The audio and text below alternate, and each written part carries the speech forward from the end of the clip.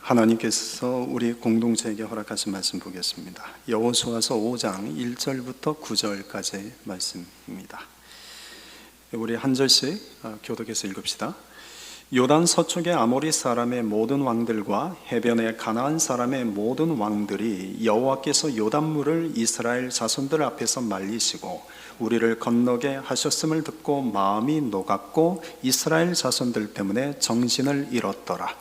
그때 여호와께서 여호수아에게 이르시되 너는 부싯돌로 칼을 만들어 이스라엘 자손들에게 다시 할례를 행하라 하시매 여호수아가 부싯돌로 칼을 만들어 할례산에서 이스라엘 자손들에게 할례를 행하니라.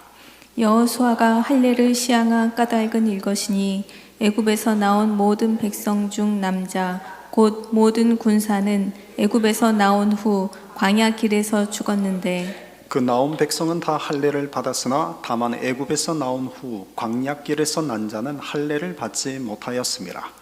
이스라엘 자손들이 여호와의 음성을 청종하지 아니하므로 여호와께서 그들에게 대하여 맹세하사 그들의 조상들에게 맹세하여 우리에게 주리라고 하신 땅 곧 젖과 꿀이 흐르는 땅을 그들이 보지 못하게 하리라 하시매 애굽에서 나온 족속 곧 군사들이 다 멸절하기까지 40년 동안을 광야에서 헤매었더니 그들의 대를 잇게 하신 이 자손에게 여호수아가 할례를 행하였으니 길에서는 그들에게 할례를 행하지 못하였으므로 할례 없는 자가 되었음이었더라.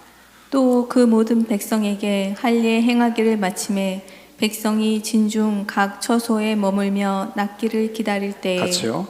여호와께서 여호수아에게 이르시되 내가 오늘 애굽의 수치를 너희에게서 떠나가게 하였다 하셨으므로 그곳 이름을 오늘까지 길갈이라 하느니라.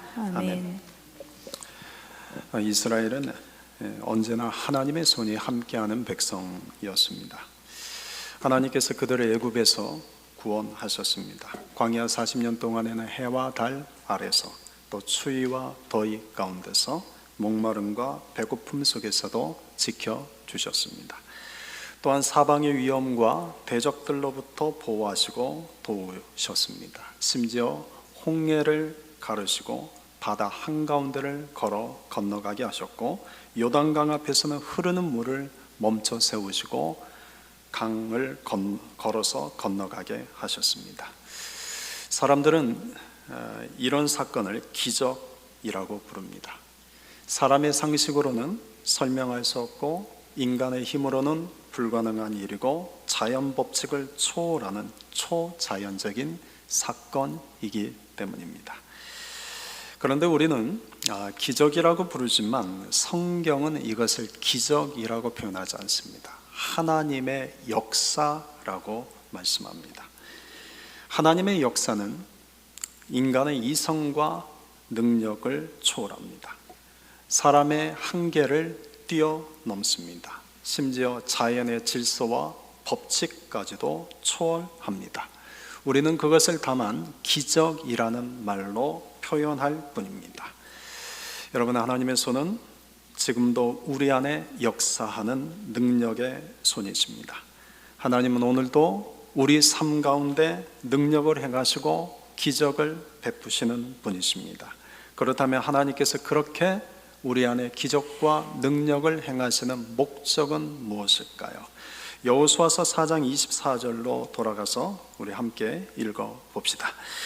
이는 땅의 모든 백성에게 여호와의 손이 강하신 것을 알게 하며 너희가 너희의 하나님 여호와를 항상 경외하게 하려 하심이라 하라.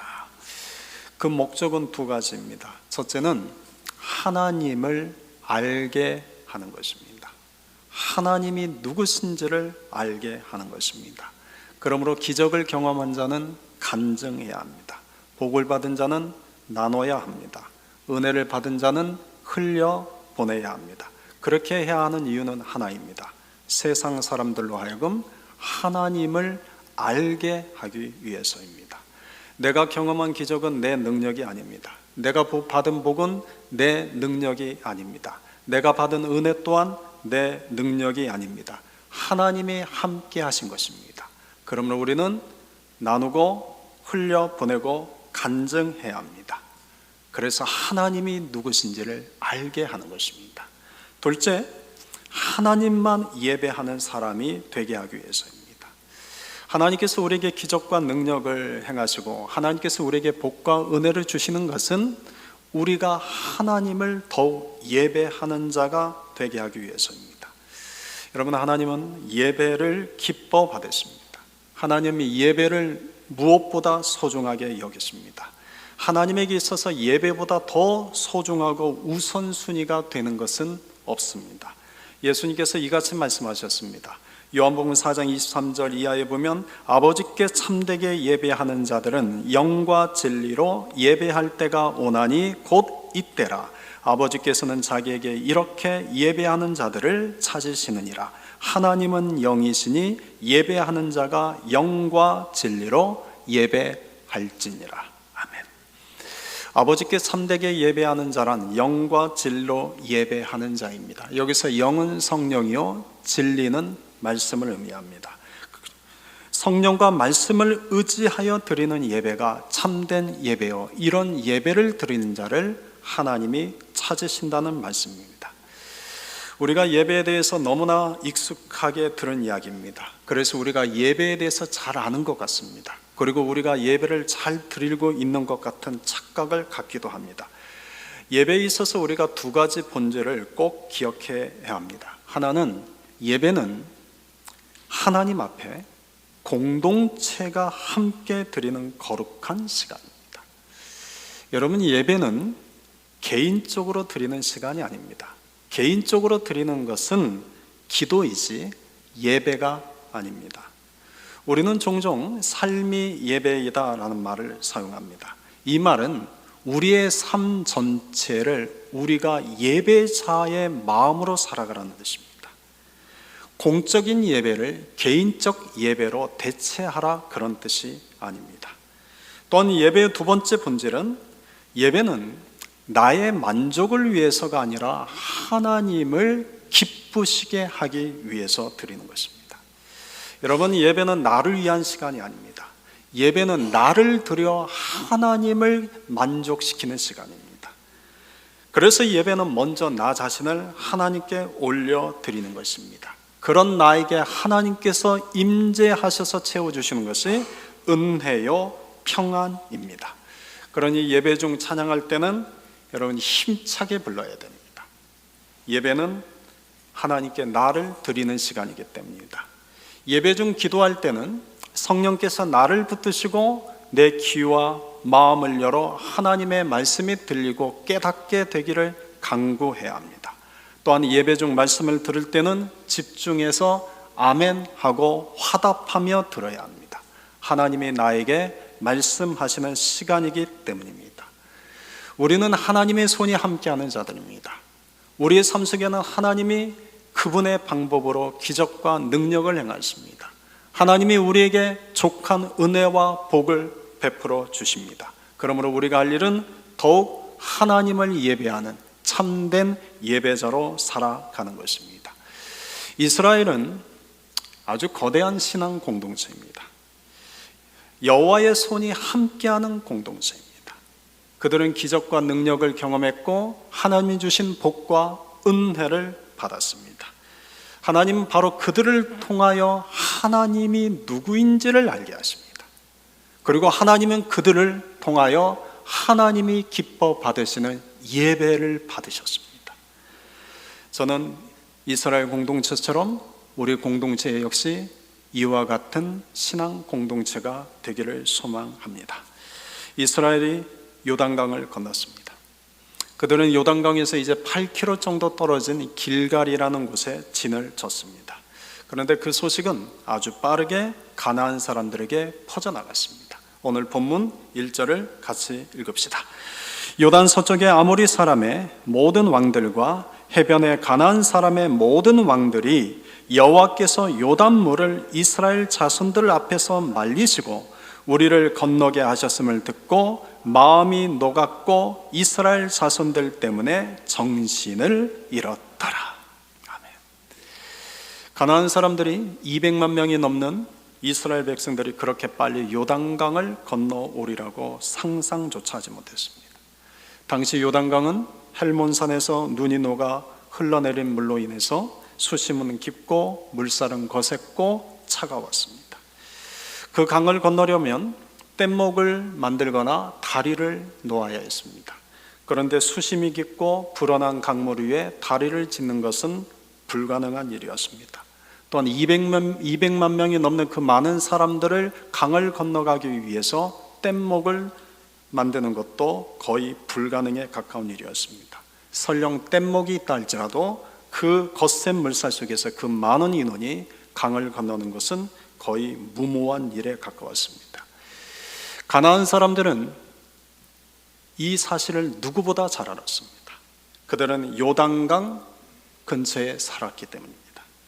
그래서 가나안 사람들은 이스라엘 백성들이 요단강을 건너올 수 없다는 것을 알았기에 안심하고 있었을 겁니다. 그런데 생각지 못한 일이 일어났습니다. 저들이 단 한 번도 상상해보지 못한 놀라운 일이 일어났습니다. 그렇게 흘러내리던 요단강의 물이 멈춰 선 것입니다.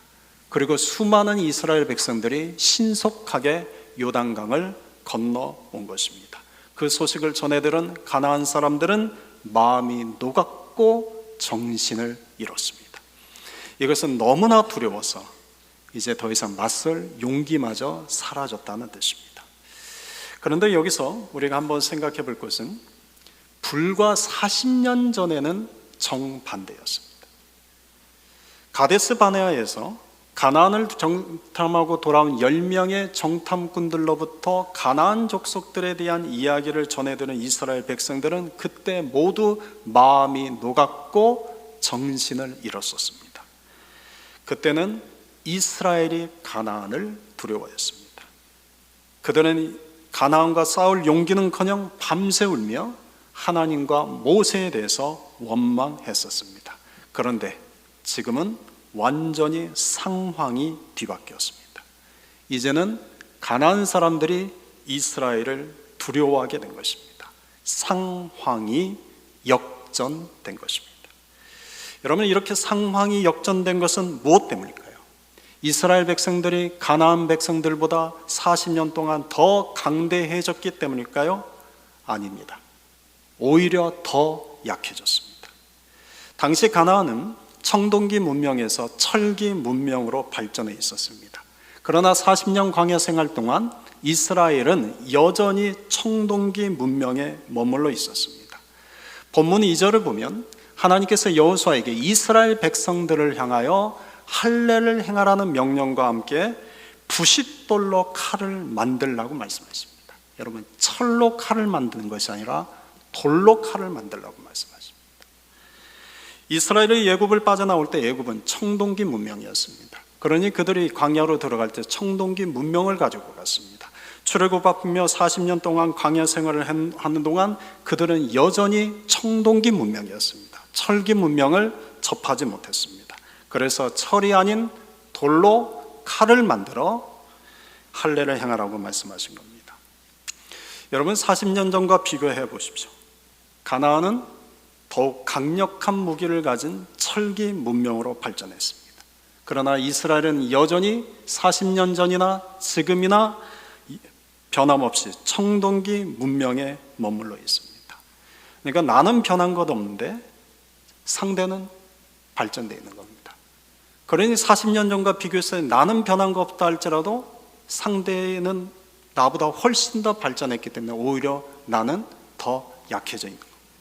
그러니 객관적 전력으로 보면 여러분, 철기 문명을 가진 가나안이 청동기 문명을 가진 이스라엘을 두려워할 이유가 없습니다. 여러분, 청동기 문명을 가진 이스라엘이 철기 문명을 가진 가나안과 싸워 이길 확률은 0%입니다. 그런데도 이스라엘은 가나안을 두려워하지 않았습니다. 오히려 가나안이 이스라엘을 두려워했습니다. 여러분, 그 이유는 무엇입니까? 단 한 가지입니다. 지금 이스라엘 백성들과 함께 하시는 여호와 하나님이 계시다는 것을 그들이 알았기 때문입니다. 객관적 전력으로 놓고 보면 저들은 청동기 문명입니다. 칼과 청이 부딪혀서 청이 칼을 이길 수 없습니다. 철을 이길 수 없습니다. 그런데도 철을 가진 가나안 사람들이 청동을 가진 이스라엘을 두려운 것은 그들과 함께 하시는 하나님이 있음을 알았기 때문입니다. 여러분, 2주 전에도 말씀드린 것처럼 하나님이 함께 하시는 사람에게는 특별한 은혜가 있습니다. 여러분, 하나님이 함께 하시는 사람은 그 발이 딛는 곳마다 복을 내리십니다. 그 발걸음이 머무는 것마다 복이 임하게 합니다. 그가 하는 일마다 복을 주십니다. 또한 그가 어디를 가든지 형통케 하시고 그가 어디를 가든지 승리하게 하십니다. 대표적인 예가 요셉이요, 야곱이요, 다윗입니다. 그런데 오늘 본문에서 하나님께서 함께 하시는 사람에게 한 가지 더 특별한 은혜가 주어지는 것을 깨닫게 됩니다. 그것은 여러분, 하나님이 함께 하시는 사람은 사람들이 함부로 대하지 못하는 사람이 됩니다. 사람들이 함부로 대하지 못하는 사람이 됩니다. 그 이유는 그와 함께 하시는 하나님 때문입니다. 그런데 여기서 우리가 한 가지 질문이 생깁니다. 여러분, 40년 전에도 하나님은 이스라엘과 함께 하셨습니다. 그런데 그때는 이스라엘과 가나안 모두 똑같은 청동기 문명이었습니다. 그런데 왜 그때 이스라엘은 가나안을 두려워했을까요? 그때는 이스라엘이 가나안을 두려워했습니다. 여러분, 그때 하나님이 이스라엘과 안 계셔서가 아닙니다. 그때도 하나님이 이스라엘과 함께 하셨습니다. 반면 지금은 가나안이 철기 문명이요, 이스라엘은 여전히 청동기 문명입니다. 상황은 오히려 더 불리해졌습니다. 상황은 오히려 더 악화되었습니다. 그런데 왜 이스라엘은 가나안을 두려워하지 않는 것입니까? 이유가 뭘까요? 여러분, 이스라엘 백성들은 하나님이 우리와 함께 하신다는 것을 믿는 믿음이 지금 있기 때문입니다. 40년 전에는 그 믿음이 없었습니다. 40년 전에도 하나님이 함께 하셨고 지금도 하나님이 함께 하시는데 달라진 것은 40년 전에는 하나님이 나와 함께 하신다는 믿음이 없었습니다. 그러나 이제는 하나님이 나와 함께 하신다는 믿음이 있었습니다. 그래서 더 이상 두려워하지 않은 것입니다. 가나안이 제 아무리 철기 문명을 가졌다 할지라도 더 이상 그것이 두려움의 이유가 되지 않았습니다. 여러분, 하나님은 우리와 함께 하십니다. 과거에도 함께 하셨습니다. 지금도 함께 하십니다. 앞으로도 함께 하실 것입니다. 하나님은 언제나 변함없이 우리와 함께 하시는 분이십니다. 중요한 것은 하나님이 우리와 함께 하신다는 그 사실을 믿는 믿음이 내게 있느냐입니다. 내가 과거보다 얼마나 더 능력이 많아졌는가? 내가 과거보다 얼마나 더 많은 재물을 모아두었는가? 내가 과거보다 얼마나 더 많은 지식과 경험을 가졌는가도 중요할 것입니다. 그러나 그보다 더 중요한 것은 하나님께서 지금 나와 함께 하신다는 사실을 믿는 믿음이 나에게 있느냐입니다. 여러분, 하나님이 나와 함께 하십니다. 하나님이 우리와 함께 하십니다. 머리로만 아는 지식이 아닙니다. 입술로만 외치는 고백이 아닙니다. 내 마음 깊은 곳에서부터 아멘, 그렇습니다. 하나님이 나와 함께 하십니다. 상황은 더 나빠졌습니다. 상황은 더 불리해졌습니다. 상황은 과거보다 더 녹록지 않습니다. 그러나 나는 이제 두렵지 않습니다. 그러나 이제 나는 염려하지 않습니다. 하나님이 나와 함께 하신다는 것을 내가 믿습니다. 여러분, 그 믿음이 있으면 하나님은 내가 약할 때 강함이 되어주십니다. 그 믿음이 있으면 하나님은 내가 없을 때, 부족할 때 나에게 풍성함과 부요함이 되어주십니다. 그 믿음이 있으면 내가 무능할 때 하나님은 능력이 되어주십니다. 그 믿음이 있으면 하나님은 내가 절망할 때 미래와 소망이 되어주십니다. 그 믿음이 있으면 하나님은 내 발이 머무는 곳마다 복을 주시고 내가 하는 모든 일에 은혜를 더하여 주십니다. 그 믿음이 있으면 하나님은 내가 어디로 가든지 형통함과 승리를 주십니다. 그 믿음이 있으면 하나님은 약한 나를 강하게 하시고 세상이 함부로 대하지 못하는 사람으로 세우십니다. 여러분, 이스라엘은 이제 이 믿음이 있었습니다. 여러분은 이 믿음이 있으십니까? 여러분은 이 믿음이 있으십니까?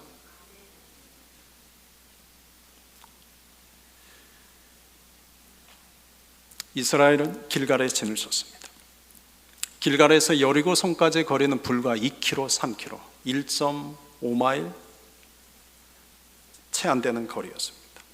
길갈은 평지였습니다. 그런데 여리고성은 높은 성벽과 망대를 가진 견고한 성이었습니다. 여리고 사람들은 높은 성 망대 위에서 길갈에 진을 친 이스라엘 진영을 내려다보고 있었습니다. 그들은 이미 여호와께서 이스라엘을 위해 행하신 놀라운 일들을 들어 알고 있었습니다. 머지않아 이스라엘이 공격해 올 것도 알고 있었습니다. 그들은 여호와가 함께 하시는 이스라엘에 대한 두려움으로 가득했습니다. 반면 길갈에 진을 치는 이스라엘 백성들에게는 두려움이 없었습니다. 요단강에서 하나님의 능력과 기적을 직접 경험한 그들은 여리고성을 바라보며 이렇게 생각했을 겁니다. 하나님께서 요단강도 쉽게 건너가게 하셨는데 저 여리고성쯤이야 식은 죽 먹기지. 그래서 이스라엘 백성들은 마치 출발선상에 서 있는 경주자들처럼 하나님께서 땅 소리를 내면 달려갈 준비를 하고 있었습니다. 여리고성을 정복하라는 이 말씀만, 이 명령만 떨어지기를 기다리고 있었습니다. 그런데 하나님께서 그들에게 내리신 명령은 그들의 기대와는 전혀 다른 명령이었습니다. 2절입니다. 같이 읽읍시다. 그때 여호와께서 여호수아에게 이르시되 너는 부싯돌로 칼을 만들어 이스라엘 자손들에게 다시 할례를 행하라. 여러분, 할례는 하나님께 속한 백성이라는 외적인 표정입니다. 그러나 하나님께서 이 명령을 내리실 때 어린 아이들에게만 할례를 베풀라고 하신 것이 아니라 모든 이스라엘의 성인 남자들에게 다 할례를 행하라는 명령을 내린 겁니다. 그렇게 말씀하신 이유를 4절과 5절에서 이렇게 설명하십니다.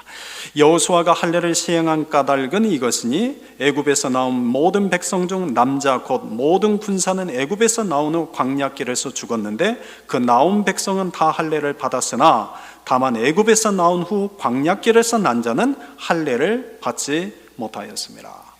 그러니까 애굽에서 출애굽한 사람, 애굽에서 나온 자들은 모두 할례를 받았었습니다. 그런데 광야에서 태어난 자들은 아직 할례를 받지 못했습니다. 그 이유를 6절에서 이렇게 설명합니다. 6절입니다. 이스라엘 자손들이 여호와의 음성을 청종하지 아니하므로 여호와께서 그들에게 대하여 맹세하사 그들의 조상들에게 맹세하여 우리에게 주리라고 하신 땅 곧 젖과 꿀이 흐르는 땅을 그들이 보지 못하게 하리라 하시매 애굽에서 나온 족속 곧 군사들이 다 멸절하기까지 40년 동안을 광야에서 헤매었더니. 광야에서 할례 의식이 중단되었습니다. 이스라엘 백성들이 애굽에서 400년을 노예 생활하면서도 단 한 번도 중단되지 않았던 할례 의식이 광야 생활을 시작하면서 중단되었습니다. 그 이유는 출애굽 제2년째 되던 해 일어난 가데스 바네아 사건 때문입니다. 정탐꾼들의 보고를 들은 이스라엘 백성들은 믿음 없이 불평과 원망을 쏟아부었습니다. 이스라엘 백성들에게 하나님은 그들에게 40일의 정탐일을 하루를 1년씩 계산하여 40년간 광야를 헤매는 자가 되게 하셨습니다. 하나님의 징계가 저들에게 내린 겁니다. 그때 민수기 14장 33절을 보면 너희의 자녀들은 너희 반역한 죄를 지고 너희의 시체가 광야에서 소멸되기까지 40년을 광야에서 방황하는 자가 되리라 말씀합니다. 여러분, 부모의 믿음 없음, 부모의 불순종 때문에 자녀 세대까지 광야에서 40년간 헤매게 되었습니다. 당시 할례는 아버지가 아들에게 행하는 것이었습니다. 그런데 믿음 없는 불순종의 죄 때문에 하나님의 징계 아래 모든 아버지들이 놓이게 되었습니다. 그래서 징계 중에 있는 아버지 세대들은 광야에서 태어난 자녀들에게 할례를 행할 수 없었습니다. 40년의 세월이 흐르는 동안 출애굽 세대는 광야에서 모두 죽었습니다. 이제 이스라엘은 마침내 하나님의 약속하신 가나안 땅에 들어왔습니다. 하지만 광야 세대는 아직 할례를 받지 못한 상태였습니다. 그래서 하나님께서 여호수아에게 아버지의 역할을 대신하여 광야 세대에게 할례를 행하라고 명령하신 겁니다. 여러분, 이때 여호수아의 나이는 80입니다. 광야 세대에게 여호수아는 실제로 아버지와 같은 존재였을 겁니다. 그런데 여러분, 지금은 전쟁을 앞두고 있는 긴박한 상황입니다. 불과 2-3km 떨어진 곳에 여리고 성이 보입니다. 그 성이 망대에서는 여리고 군사들이 자신들을 내려다보고 있는 상황입니다. 그런 상황 속에서 모든 남자들에게 할례를 행한다는 것은 너무나 위험한 일입니다. 오히려 지금은 전략을 세울 때입니다. 작전을 짤 때입니다. 무기를 준비하고 훈련을 시켜야 할 때입니다.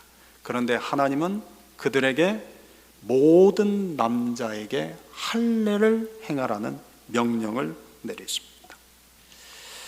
여러분은 이 명령 앞에서 이스라엘 백성들은 선택의 기로에 섰습니다.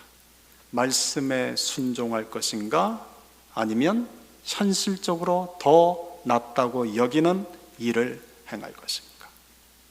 어떤 분들은 당연히 요단강을 건너왔으니 그때도 믿음이 있었으니 여기서도 믿음 있겠죠, 이렇게 말할 수 있습니다.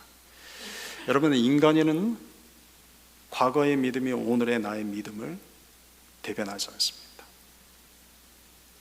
우리 인간이라는 존재는 우리가 좀 전에 그렇게 뜨겁게 마음에 믿음이 있는 것처럼 외쳤다가도 돌아서면 금방 믿음 없는 자가 되는 것이 인간입니다. 하나님께서는 요단강을 건너온 저들은 지금 마음이 충만했습니다. 기쁨이 충만하고 은혜가 충만합니다. 그런데 그들에게 말씀합니다. 모두 할례를 행하라. 하나님, 할례를 행해야 된다는 것은 알겠지만 지금은 그보다 더 중요한 것이 전략을 짜야 되지 않을까요? 지금은 더 중요한 것이 무기를 준비해야 되지 않을까요? 지금은 더 중요한 것이 훈련을 해야 되지 않을까요? 이것이 더 이성적이고 합리적이지 않을까요? 사람은 믿음을 이야기하다가, 사람은 믿음을 외치다가 어느 순간 고개를 돌리면 또다시 이성과 현실에 매게 됩니다. 이것이 우리 인간입니다. 하나님께서 할례를 행하라는 이 명령이 떨어질 때 이스라엘 백성들은 다시 선택해야 됩니다. 이 말씀에 순종할 것인가, 아니면 현실적으로 좀 더 나은 일에 그 일을 행할 것인가. 여러분, 믿음은 과거형이 아니라 언제나 현재형이어야 합니다. 여러분, 어제 믿음이 좋았다고 해서 오늘도 믿음이 좋은 것은 아닙니다. 어제의 믿음이 오늘의 믿음을 대신하는 것이 아닙니다. 과거에 하나님의 행하신 수없이 많은 기적과 능력을 경험했다고 해서 그 과거의 경험이 오늘 나의 믿음을 증명하는 것이 아닙니다. 그건 과거의 믿음입니다. 하나님께서 오늘 우리에게 원하시는 것은 지금 이 순간 믿음입니다. 과거의 믿음은 과거에 필요한 믿음일 뿐입니다. 어제의 믿음 또한 어제 필요한 믿음입니다. 오늘 나에게 필요한 것은 오늘의 믿음입니다. 그 믿음이 있는 사람은 오늘 다시 말씀을 듣습니다. 그 믿음이 있는 사람은 오늘 다시 말씀을 붙듭니다. 그 믿음이 있는 사람은 상황은 더 어렵고 현실은 더 힘들고 아무리 인간적으로 생각해도 말이 안 되는 것 같아도 믿음으로 그분의 말씀에 귀를 기울입니다. 여러분, 하나님께서 행하라고 하신 할례는 단지 육체에 행하라는 것이 아닙니다. 진정한 할례는 마음에 행하는 것입니다. 신명기 10장 16절, 신명기 30장 6절, 신약성경 로마서 2장 29절에도 보면 할례는 마음에 행하는 것입니다. 그러니까 할례는 단지 내 살가죽을 벗겨내는 것이 아닙니다. 내 자아를 베어내는 것입니다. 내 고집, 내 교만, 불신앙을 잘라내는 것입니다. 마음으로 하나님을 온전히 믿는 것입니다. 언제요? 어제 믿음이 오늘의 믿음을 대신해 주지 않습니다. 1시간 전에 그 믿음이 지금 내 믿음을 대신하지 않습니다. 우리는 날마다 매 순간 매 순간 주님을 향한 새로운 믿음으로 고백해야 됩니다. 그것이 할례입니다. 그런데 우리 마음은 여러분 결코 선하지 않습니다. 예레미야서 17장 9절에서 말씀하기를 만물보다 거짓되고 심히 부패한 것은 마음이라고 말씀합니다. 여러분, 우리 마음은 쉽게 변합니다. 우리의 마음은 쉽게 식어버립니다. 우리의 마음은 쉽게 불신앙적으로 돌아갑니다. 어제는 믿음 충만, 은혜 충만했다고 합시다. 그러나 오늘은 그렇지 않을 수 있습니다. 어제는 하나님의 행하실 일에 대한 기대감으로 가슴이 뛰었다고 합시다. 그러나 오늘은 절망하며 한숨 푹푹 쉴 수 있습니다. 어제는 마음의 기쁨과 감사가 넘쳤다고 합시다. 그러나 오늘은 그 마음의 감사와 기쁨은커녕 염려와 걱정과 두려움과 불안함으로 가득할 수 있습니다. 이것이 우리의 마음입니다. 누군가에게 한두 번 잘해줄 수는 있습니다. 그러나 지속적으로 잘해주지 못합니다. 한두 번 들어줄 수는 있습니다. 그러나 지속적으로 들어주지 못합니다. 한두 번 먼저 손을 내밀 수는 있습니다. 그러나 지속적으로 먼저 손을 내밀지는 못합니다. 한두 번 이해하고 품어줄 수는 있습니다. 그러나 지속적으로 이해하고 품어주지는 못합니다. 그 이유는 하나입니다. 우리의 마음은 선하지 않기 때문입니다. 여러분, 이것을 인정하셔야 됩니다. 어떤 분은 당신은 참 착하지 않습니다 라고 말하면 버럭 화를 냅니다. 여러분이 저한테 목사님은 착하지 않습니다 라고 말했으면 해보실래요?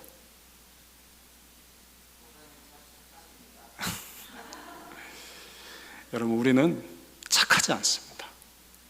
한두 번 착할 뿐입니다. 우리는 지속적으로 착한 존재들이 아닙니다.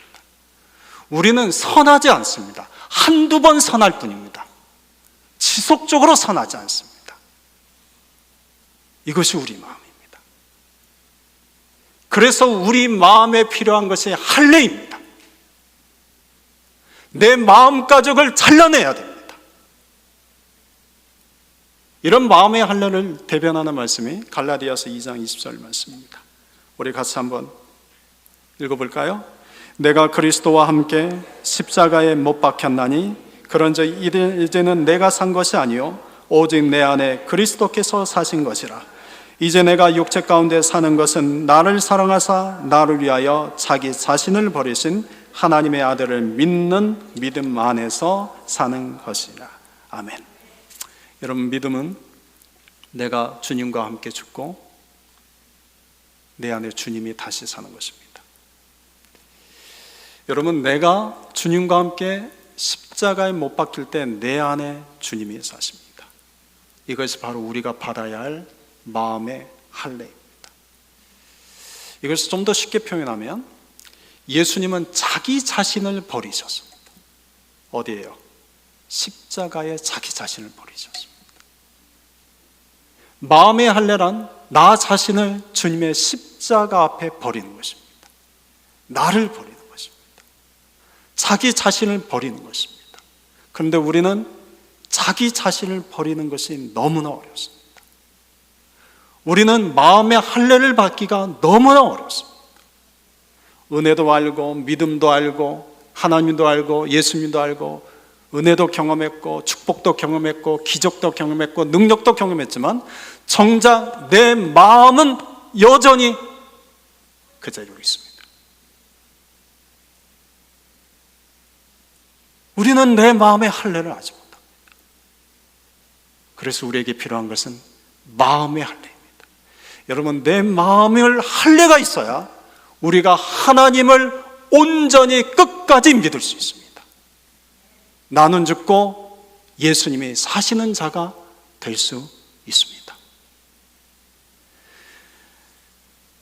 이스라엘은 이미 요단강을 건넜습니다. 이제 여리고성을 정복하기만 하면 됩니다. 바로 여리고성이 눈앞에 보입니다.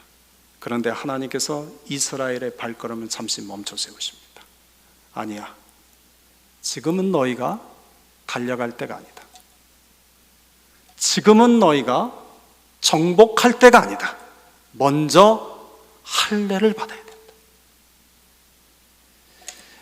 여러분, 새로운 일을 시작하고 계십니까? 여러분에게 새로운 땅이 주어지고 있습니까? 여러분, 지금 하나님이 우리에게 요구하시는 것은 마음의 할례입니다. 마음의 할례입니다.